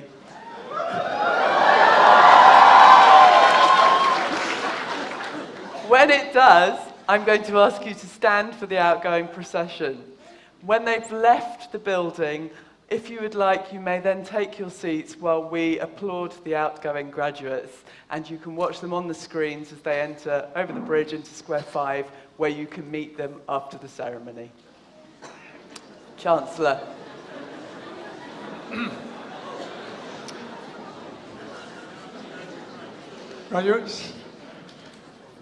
Graduates, ladies and gentlemen, nothing quite like a Lifts E15 graduation ceremony.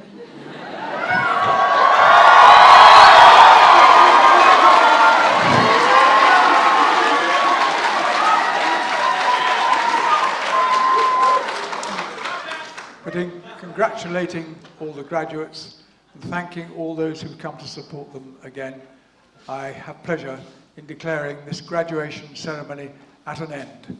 Thank you.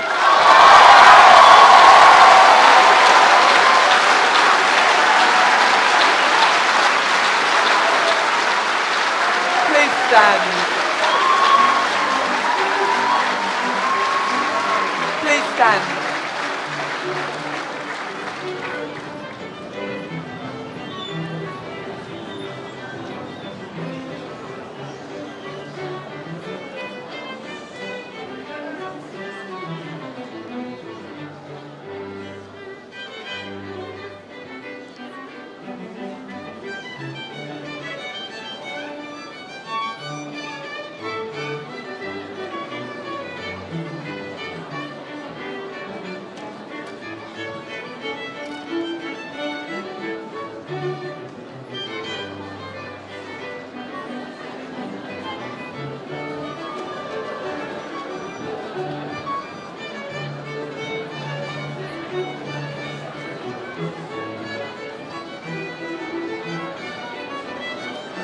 You can now be seated if you want to.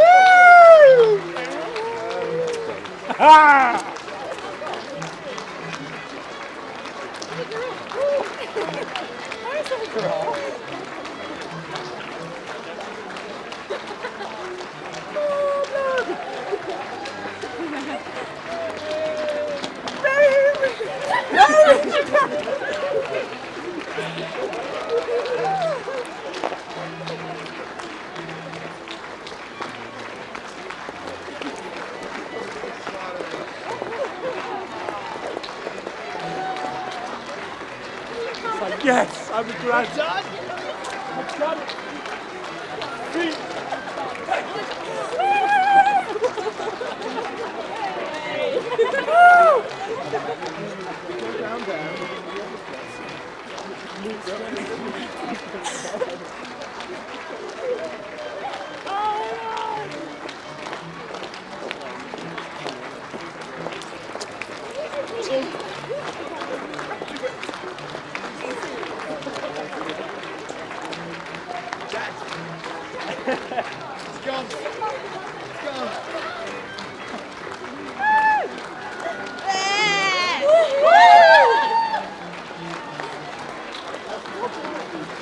Very much.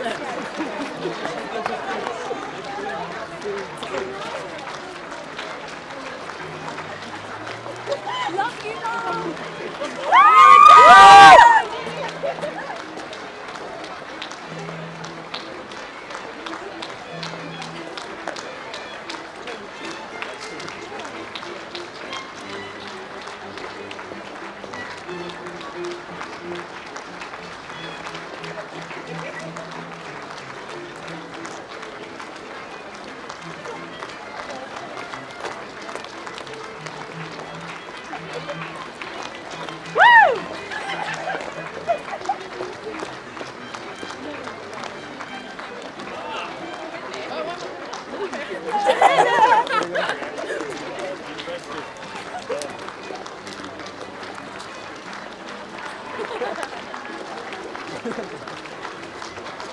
Whoa.